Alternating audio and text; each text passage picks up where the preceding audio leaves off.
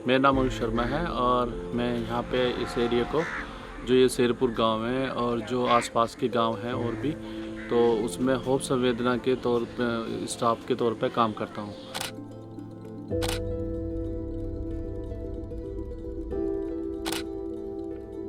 तो जब हम यहाँ पे सर्वे कर रहे थे तो हमें यहाँ पे जो बच्चे मिले उनमें से संदीप भी एक था।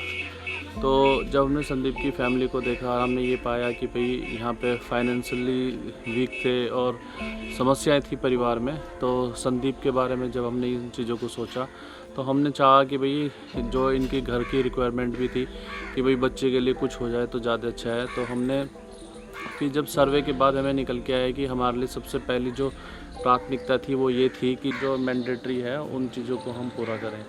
तो उसमें पहले था यही था कि आधार कार्ड बनाना है, फिर आधार कार्ड के बाद फिर हमें जो विकलांग सर्टिफिकेट है, दिव्यांग सर्टिफिकेट, वो बनाना है और उसके बाद जो पेंशन है उस चीज़ की कार्रवाई करना था। तो हमने फिर ये सब चीज़ें धीरे धीरे हमने पूरा करा।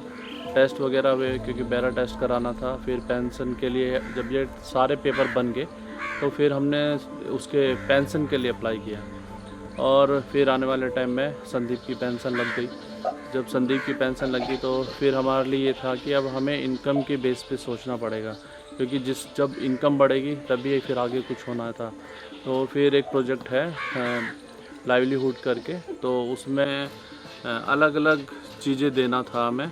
तो फिर हमें निकल के ये आया कि हमें संदीप उसके लिए, क्योंकि OTPT भी आए यहाँ टेस्ट करने के लिए कि वो कर सकता है या नहीं कर सकता। तो फिर हमने इससे संदीप से पूछा कि क्या कर सकते हैं। तो फिर संदीप ने बताया कि मैं बकरी पालना चाहता हूँ।